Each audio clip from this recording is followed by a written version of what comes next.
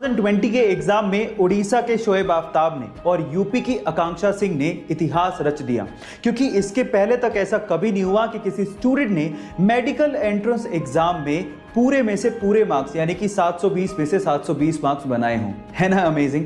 लेकिन सवाल यह है कि शोएब और आकांक्षा दोनों के ही 720 मार्क्स थे, तो फिर शोएब को रैंक 1 और आकांक्षा को रैंक 2 क्यों दिया गया?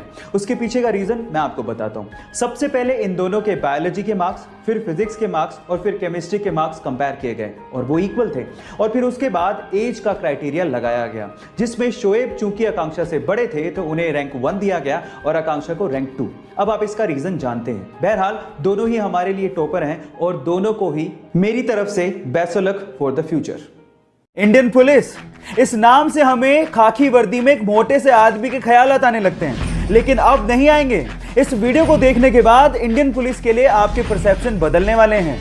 नाम है सचिन अतुलकर, उम्र 34 साल, पेशे से आईपीएस और अभी उज्जैन में एसपी की पोस्ट पर तैनात हैं। लेकिन बॉडी के मामले में सलमान खान, जॉन इब्राहिम, ऋतिक रोशन तक पानी भरते हैं। बंदा 1.5 घंटे तक जिम में पसीना बहाता है और इसकी सोशल मीडिया फैन फॉलोइंग देख के आपके दांतों तले उंगलियां दब जाएंगी। क्या लगता है इसको देखने के बाद इंडियन पुलिस के लिए आपका परसेप्शन चेंज हुआ क्या? चैट सेक्शन में लिखना मत भूलिएगा।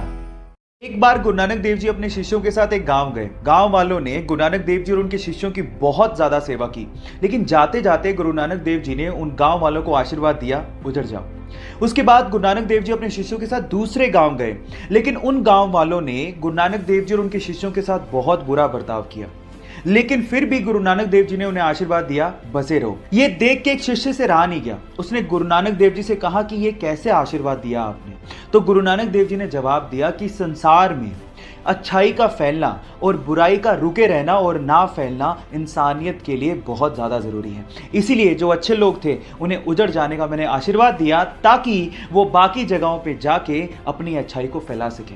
आपको ये स्टोरी कैसे लगी? चैट सेक्शन में लिखना मत भूलिएगा।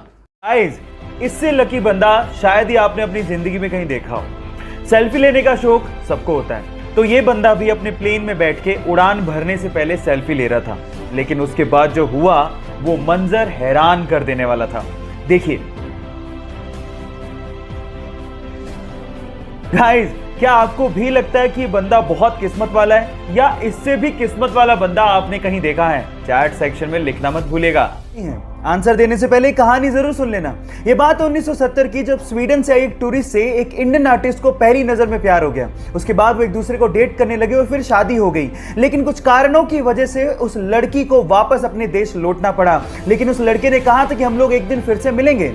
इतने पैसे नहीं थे कि वो लड़का फ्लाइट ले सकता, इसलिए साल भर बाद उसने अपना सब कुछ बेच के 60 रुपए में एक साइकिल खरीदी और 500 रुपए लेके दीवाना निकल पड़ा दिल्ली से अपने प्यार से मिलने। और 4 महीने की मशक्कत के बाद, कोई टेक्नोलॉजी ना होने के बावजूद भी वो स्वीडन पहुंच गया। इतना शिद्दत वाला प्यार देखकर लड़की के माँ बाप ने लड़के और लड़की की फिर से स्वीडन में शादी करवा दी। है ना जुनूनी बात? आपके प्यार में कितना जुनून है? चैट सेक्शन में लिखने मत भूलिएगा।